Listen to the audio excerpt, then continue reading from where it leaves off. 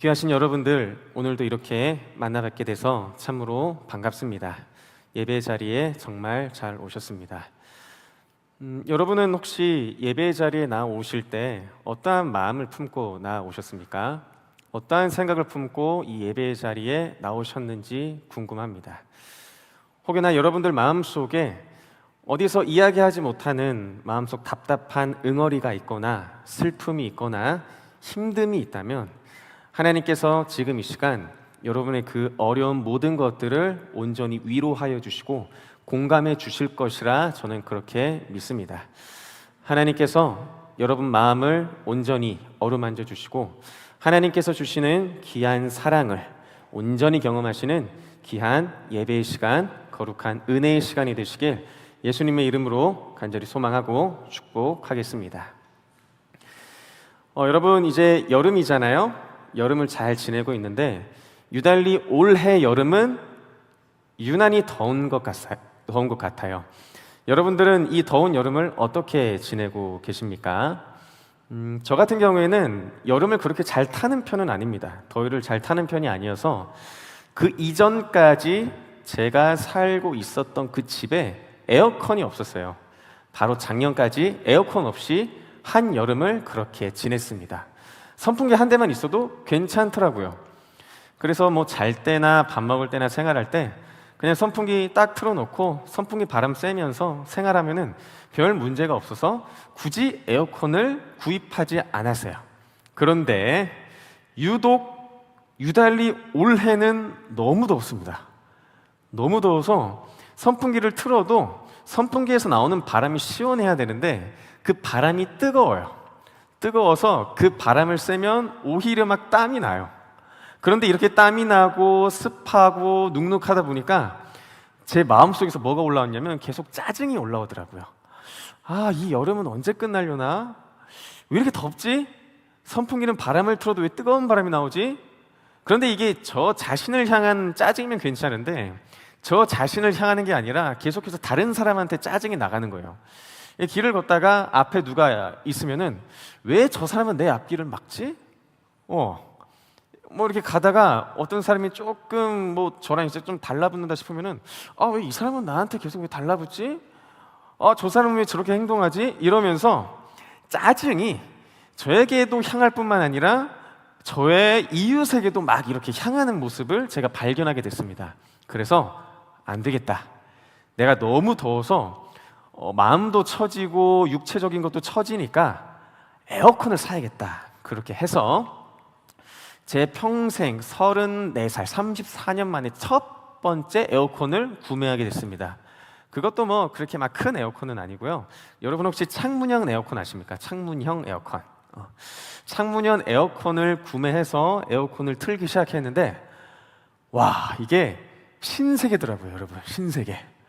이전까지는 제가 밖에서 막 외부 활동을 하다가 집에 들어오면은 집안 공기가 막 더웠어요. 습하고. 그런데 집에 들어왔는데 집안 공기가 여러분 차가움을 느끼셨습니까? 그런 적 있으세요? 집안 공기가 차갑고 집안 공기가 눅눅하지 않고 뽀송하고 이것을 제가 처음 경험해 봤어요. 너무 좋더라고요. 그냥 에어컨 하나 샀는데. 그리고 저는 여러분들이 가끔 이렇게 이야기하실 때가 있었어요. 저는 여름에 잠잘 때 이불을 덮고 자요. 전 이해를 못했거든요. 아니, 한여름에 왜 이불을 덮고 자? 더운데. 그런데 에어컨을 틀고 자보니까 이불을 덮고 자는데 와, 그게 너무 좋더라고요, 여러분. 와, 야. 한여름에 내가 이불을 덮고 잔다고? 그것도 너무나도 포근하게 잘 수 있어서 너무 좋았습니다. 그래서 에어컨을 제가 구입하고 난 이후에 정말 신문물을 너무나도 잘 경험하면서 행복한 여름을 보내고 있어요. 그래서 저는 여름이 좀 더 길어졌으면 좋겠는데 안 되겠죠. 제가 그래서 여러분들을 보통 저희 집에 초대할 때 여름에는 못 옵니다. 왜냐하면 우리 집에 에어컨 없으니까 여러분 더워서 못 와요. 이렇게 얘기했는데 이제 여러분들 여름에 오셔도 됩니다. 이제 여러분 오셔도 되니까 여러분 혹시나 저희 집에 오실 일이 있으시면은 날짜를 정해서 언제든지 이야기해 주세요. 시원하게 모시겠습니다. 아시겠죠? 네. 에어컨이 생기고 난 이후에 저의 삶은 너무나도 윤택해졌습니다. 하지만 이 윤택해짐 이후에 저에게 들었던 생각이 뭐냐면, 왜 내가 덥다고 해서, 왜 내가 날씨가 덥다고 해서 왜 그렇게 짜증을 냈을까? 왜 그렇게 내 마음속에서 화가 올라왔을까? 이런 생각을 하게 되더라고요. 이런 생각을 품은 채 성경 말씀을 이렇게 묵상하는데, 그 말씀 속에서 제가 발견한 한 단어가 있습니다. 그 단어가 무엇이냐면요, 바로 오늘의 설교 제목인 온유함입니다. 온유함. 여러분들 온유함, 온유라는 것을 많이 들어보셨죠? 이 온유라는 단어는 성경에도 많이 나올 뿐만 아니라 몇몇의 우리 청년들이나 아니면 자녀들도 이 온유라는 이름을 갖고 있는데, 그렇다면 이 온유, 성경에서 말씀하시는 그 온유의 뜻은 무엇인가? 제가 한번 성경을 잘 묵상해 봤고요, 제가 받은 은혜를 여러분들과 함께 나누고자 합니다. 성경에서 말하는 이 온유는요, 구약과 신약에 모두 등장합니다. 먼저 구약에서 말하는 온유의 의미, 구약에서 말하는 이 온유의 뜻을 여러분들께 먼저 말씀드리겠습니다. 구약에서 말하는 온유함은 하나님께서 나와 함께 하심을 믿으며 이러한 믿음을 품고 고난을 이겨낸 사람의 겸손함과 의연함을 의미합니다. 다시, 구약에서 말하는 온유함은 하나님께서 나와 함께 하심을 믿으며 이러한 믿음을 품고 고난을 이겨낸 사람의 겸손함과 의연함을 의미합니다. 이것이 바로 구약에서 말하는 온유함의 정의입니다. 그렇다면 구약에서 이 온유함을 말씀하셨는데, 구약에 나오는 인물 중에서 어떠한 인물이 과연 이 온유함을 잘 드러냈는가? 성경은 모세를 지목합니다. 민수기 12장 3절 보시면 이렇게 나와 있어요. 이 사람 모세는 온유함이 지면에 있는 모든 사람보다 더하도다 이렇게 말씀하십니다. 콕 집어서 모세는 온유한 사람이다라고 말씀을 하십니다. 그렇다면 모세의 어떠한 모습 때문에 하나님께서는 이 모세가 온유한 사람이다라고 이야기를 했을까요? 이 모세의 온유함을 우리가 알기 위해서는요, 출애굽기 14장을 찾아보면 알 수 있습니다. 출애굽기 14장의 말씀을 보시면 이스라엘 백성들이 출애굽을 한 이후에 홍해 바다를 건너기 직전의 상황의 이야기가 나와요. 출애굽기 14장에는 이스라엘 백성들이 이제 홍해를 건너기 바로 직전 이렇게 딱 있는데, 바로의 군대들, 이집트 왕 바로와 애굽 왕 바로와 그리고 그의 군대들이 갑자기 이스라엘 백성들을 쫓아가기 시작합니다. 그런데 얼마나 많이 쫓아가냐면 애굽에 있는 모든 병거를 데리고 출정했다고 해요.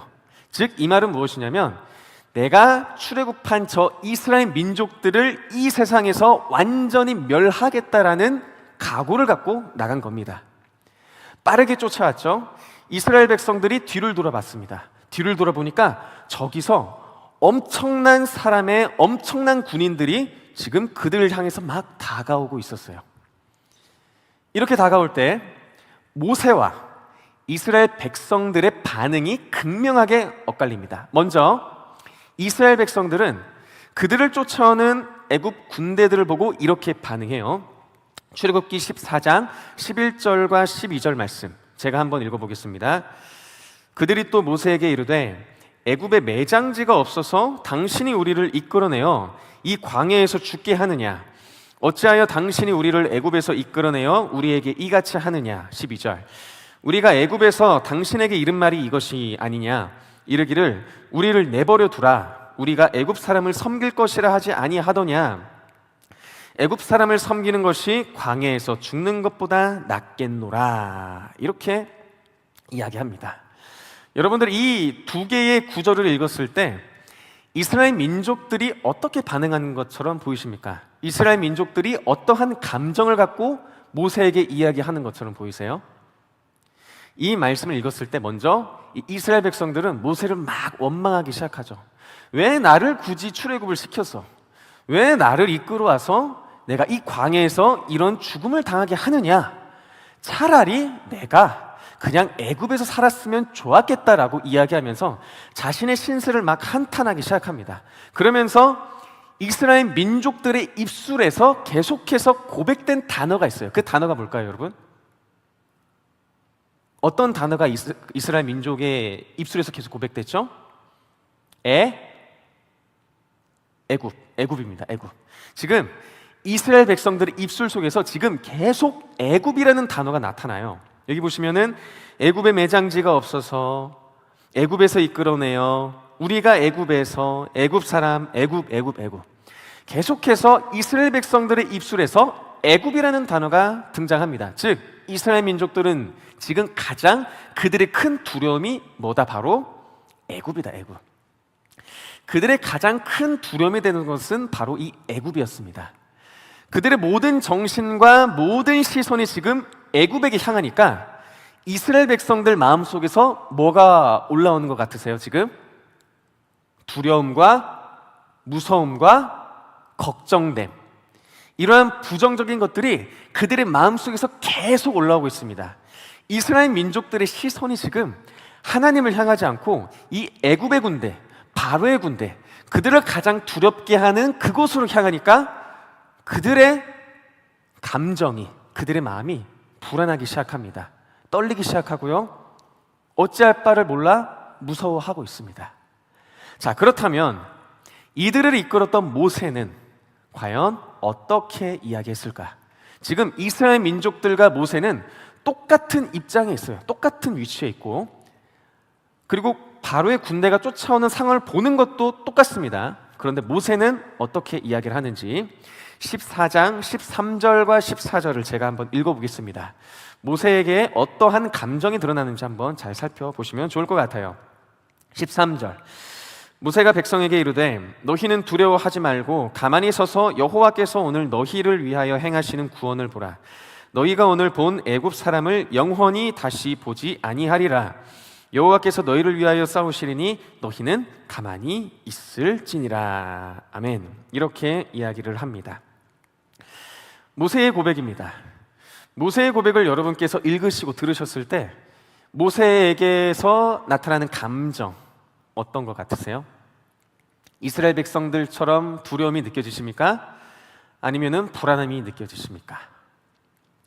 지금 모세의 입술에서 이스라엘 민족들과는 다르게 계속해서 고백되는 한 단어가 있죠. 어떠한 단어가 모세의 입술에서 계속 나타나고 있죠? 하나님, 그리고 여호와. 하나님과 여호와, 이 단어가 계속해서 모세의 입술을 통해서 고백되고 있습니다. 이스라엘 민족들의 입술에서는 애굽이라는 단어가 계속해서 나타났지만 모세의 입술에서는 하나님, 여호와라는 단어가 계속해서 튀어나오고 있어요. 이 모습을 봤을 때 그들이 하는 말을 통해서, 그들이 선포하는 그 말 안에서 자기가 무엇을 믿고 있는지 발견할 수 있습니다. 지금 모세는 하나님을 계속 이야기했죠. 그의 심중에는, 그의 믿음 속에서는 하나님이 계속 자리 잡고 있었던 겁니다. 하나님이 자리 잡고 계시니까 그의 입술에서는 계속해서 하나님이 튀어나왔던 거죠. 모세는 비록 상황이 너무 어렵고 힘들지라도 자신과 항상 함께 하시며 자신을 이끌어 주시는 하나님을 그 위기의 상황 속에서도 항상 의지했습니다. 그러면서 이 모세에게는 아까 이야기했었던 그 온유함이 드러나는데요, 먼저 그 온유함 중에 겸손함이 드러납니다. 겸손함. 아까 말씀 보시면은 14절 보시면 여호와께서 너희를 위하여 싸우시리니, 이렇게 이야기를 합니다. 여호와께서 너희를 위하여 싸우시리니, 모세가 싸우는 게 아니죠. 모세가 당당하게 앞으로 나가서 내가 저기 다가오는 바로의 군대와 한번 맞짱 뜨겠다 이렇게 이야기한 게 아니라 하나님께서, 여호와께서 그들을 대적하신다라고 이야기합니다. 자신을 높인 게 아니라 하나님을 높여드렸죠. 겸손함의 모습이 모세에게 드러났고요, 그리고 의연함도 드러납니다. 모세가 이렇게 고백하죠. 너희는 어떻게 있을지어다? 가만히 있을지어다. 가만히 있어. 이스라엘 백성들아, 너희 지금 저 멀리서 바로의 군대가 쫓아오잖아. 걱정 마, 가만히 있어, 괜찮아 라고 하면서 이러한 의연함을 보여주는 거죠. 이래서 하나님께서 모세가 온유하다라고 말씀을 하신 겁니다. 구약에서 말하는 이 온유함을 모세가 온전히 나타낸 거죠. 저는 여기 계신 모든 분들에게 하나님께서 온유함을 허락해 주시기를 소망합니다. 그래서 여러분들이 두렵고 걱정되는 상황 속에서도 온유함을 품기를 소망해요. 그런데 안타깝게도 참 많은 어려움이 있죠. 그리고 그러한 어려움들은 때로는 여러분들을 부끄럽게 하기도 합니다. 여러분들의 삶을 부끄럽게 하기도 하는 것 같아요. 예를 들면 저 공부 못했어요. 그래서 상대방이 저한테 공부 잘하니라고 물어봤을 때 저는 너무나도 부끄럽습니다. 저는 좋은 학교를 가지 못했어요.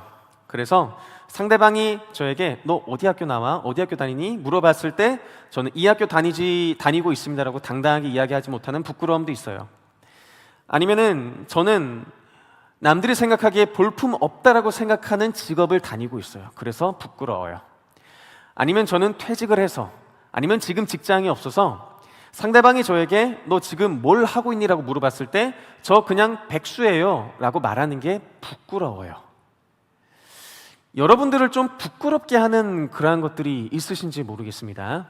그런데 여러분, 진짜 부끄러운 것은 뭐냐면 여러분들이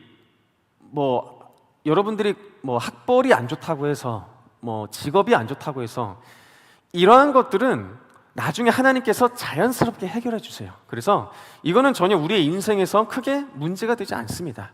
그런데 우리의 인생에서 이 학벌이나 직업 때문에 부끄러워하는 것이 아니라 우리의 인생에서 가장 부끄러워야 할 것이 바로 무엇이냐면 우리의 고난과 힘듦과 어려움의 상황에서 하나님을 찾지 못하는 것을 부끄러워하셔야 됩니다. 하나님을 기억하지 못하는 것을 부끄러워하셔야 돼요. 하나님께 기도하지 못하는 것을 부끄러워하셔야 되고요. 하나님을 찾지 못하는 것을 더 부끄러워하셔야 됩니다. 그래서 여기 계신 모든 분들, 고난 중에도 여러분과 항상 함께 하시는 하나님, 그 하나님을 온전히 믿음으로 말미암아 여러분의 삶 속에서 온유함이 온전히 드러나시는 거룩한 청년 여러분들의 삶이 되시길 예수님의 이름으로 간절히 소망하고 축복하겠습니다. 그리고 이번에는 신약에서 말하는 온유함입니다. 신약에서 말하는 온유함은 마태복음 11장 29절, 마태복음 11장 29절을 한번 제가 읽어보겠습니다. 나는 마음이 온유하고 겸손하니 나의 멍에를 메고 내게 배우라. 그리하면 너희 마음이 쉼을 얻으리니. 아멘. 이 말씀은 많이 읽어본 말씀이시죠? 예수님께서는 자신을 온유하다 말씀하십니다. 그리고 신약에서 말하는 그 온유함의 뜻은 무엇이냐면요, 이웃을 향한 친절하고 너그러운 태도를 의미한다고 합니다. 신약에서 말하는 온유함은 이웃을 향한 친절하고 너그러운 태도를 의미한다고 합니다. 자, 그렇다면 신약에서 말하는 이 온유함의 근원은 무엇일까요? 이 온유함을 품게 하는 그 근원은 무엇일까요? 바로 이웃을 향한 예수님의 사랑입니다. 사랑. 이웃을 향한 예수님의 사랑이 신약에서 말하는 온유함의 근원이 됩니다. 저희가 아까 마태복음 11장 말씀을 읽었는데 이 마태복음 11장의 내용들, 성경책 쭉 보시다 보면은 그 소제목이 이렇게 적혀 있어요. 그 소제목 보시다 보면은 세례 요한의 질문에 대한 내용도 나오고 회개하지 않는 도시를 향한 예수님의 질책도 나오고 그리고 수고하고 무거운 짐진 자들을 품어주시는 예수님의 말씀이 마태복음 11장에 쭉 나타나요. 이 말씀을 정리했을 때 마태복음 11장에서 하나님께서 이스라엘 백성들에게 말씀하시고자 하시는 그 중심 주제가 뭐냐면 바로 구원에 관한 것이었습니다. 구원. 예수님께서 계셨을 때의 당시의 이스라엘 백성들은 구원에 대해서 이렇게 생각했었어요. 무려 600여 가지가 넘는 행위의 율법들을 지켜야 그들은 구원받을 수 있다고 생각했습니다. 600여 가지의 행위의 율법. 여러분들은 혹시 여러분 구원받으려면 600개가 넘는 행위의 율법들을 다 지키셔야 돼요. 이렇게 여러분들께 이야기했을 때 여러분들은 그것을 다 지키실 수 있으실 것 같으세요? 저는 못 지켜요. 아마 이렇게 이야기하면은 교회에 나오는 사람 아마 한 명도 없을 겁니다. 구원받으려고 교회 왔는데, 예수님 믿어서 구원받으려고 교회 왔는데 이 600개가 넘는 율법들을 어떻게 지켜서 어떻게 구원받습니까? 못해요. 이스라엘 민족들도 지금 바리새인들이나 서기관들이 너네 구원받으려면은 이 수많은 율법을 지켜야 돼 계속 이야기하니까 그들 마음 가운데 부담감이 막 밀려오는 거예요. 답답함이 밀려오는 거예요. 자신들도 구원받고 싶은데, 자신들도 구원받아서 그들이 그렇게 말하는 천국에 가고 싶은데 그 수많은 율법을 지켜야 된다고? 얼마나 힘들었겠습니까? 그런데 이때 등장하신 분이 있죠. 바로 예수님이 딱 등장하십니다. 그리고 예수님께서 이렇게 말씀하시죠. 나의 멍에를 메고 내게 배우라. 그래야면 너희 마음이 쉼을 얻으리니. 여기서 말하는 멍에의 의미는 무엇이냐면요, 예수님을 믿음으로써 얻게 되는 구원을 의미합니다. 여기서 말하는 멍에는 예수님을 믿음으로써 얻게 되는 구원을 의미합니다. 즉, 이스라엘 백성들이 600여 가지가 넘는 행위의 율법을 지키지 않아도 오직 예수님을 믿고 예수님께서 나의 구원자 되신다, 이 사실 하나만 믿기만 한다면 너희들 구원받을 수 있어. 그러니까 나의 이 멍에를 내 멍에는 가벼우니까 이 멍에를 메어줬으면 좋겠다라고 예수님께서 이렇게 말씀하신 겁니다. 그렇다면 예수님께서는 왜 이스라엘 백성들에게 이러한 멍에를 메라고 말씀하셨을까요? 바로 이 이스라엘 민족들을 너무나도 사랑하셨기 때문입니다. 이스라엘 백성들은 예수님을 못 박으려고 했어요. 예수님을 향해서 손가락질했습니다. 예수님을 미워한 사람들도 있었어요. 그런데 예수님께서는 이러한 사람들마저 다 너그럽게 품어주셨고요, 친절하게 대하셨습니다. 뿐만 아니라 죄인된 우리마저도 예수님께서는 너무나도 사랑하셔서 우리를 그 온유함으로 다 품어주셨어요. 그 온유함으로 다 품어주셨습니다. 죄인된 우리마저도요.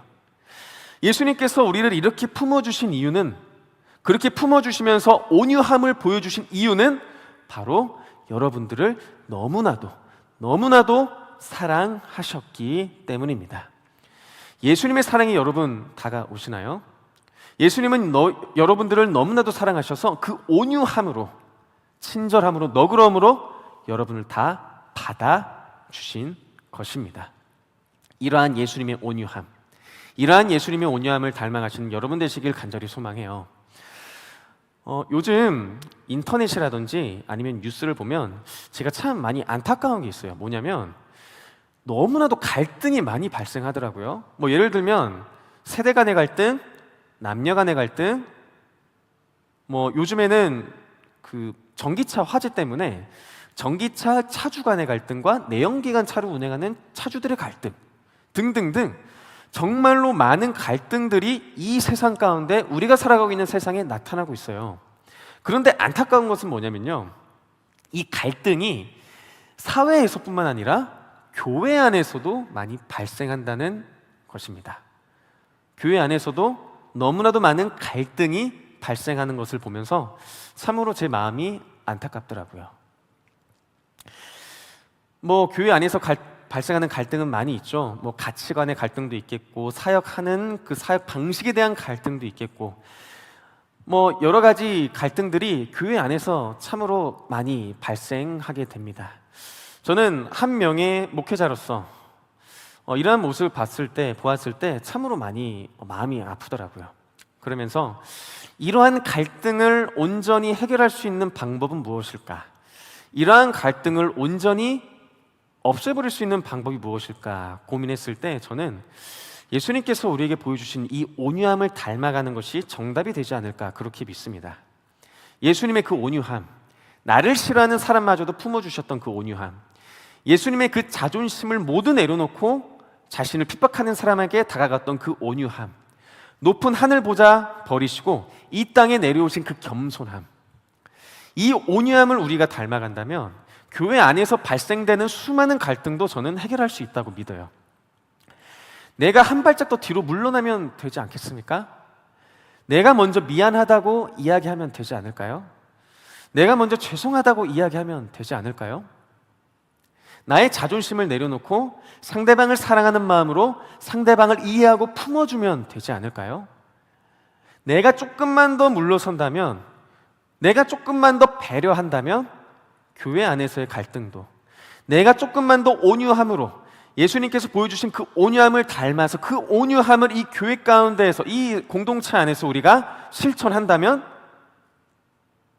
교회 안에 있는 갈등, 저는 모두 다 해결될 거라고 그렇게 믿습니다. 사랑하는 여러분, 오늘은 이 온유함에 대해서 우리가 배웠습니다. 온유함. 구약에서 말하는 온유함은 하나님께서 나와 함께 하심을 믿으며 이러한 믿음을 품고 고난을 이겨낸 사람의 겸손함과 의연함, 그리고 이웃을 향한 친절하고 너그러운 태도, 그리고 이 태도는 이웃을 향한 예수님의 사랑으로 인하여 발생된다. 이러한 온유함이 발생된다라고 우리는 이렇게 하나님의 말씀을 배웠습니다. 여기 계신 모든 청년 여러분 한 분 한 분에게 예수님께서 우리에게 보여주신 그 온유함을 온전히 닮아가시는 여러분의 귀한 삶이 되시길 예수님의 이름으로 간절히 소망하고 축복합니다. 이 온유함, 성경에서 말하는 이 온유함, 이 온유함을 여러분 모두가 품기를 원해요. 이 온유함을 모두 품고 여러분들이 사랑하는 그 이웃에게 온유함을 실천하며 여러분들이 속한 그 공동체 안에서 온유함이 넘쳐나는 공동체, 사랑이 넘쳐나는 공동체가 되기를, 예수님의 그 온유함을 날마다 닮아가시는 여러분들의 귀한 삶이 되시길, 여러분의 귀한 인생 되시길 예수님의 이름으로 간절히 소망하고 축복하겠습니다.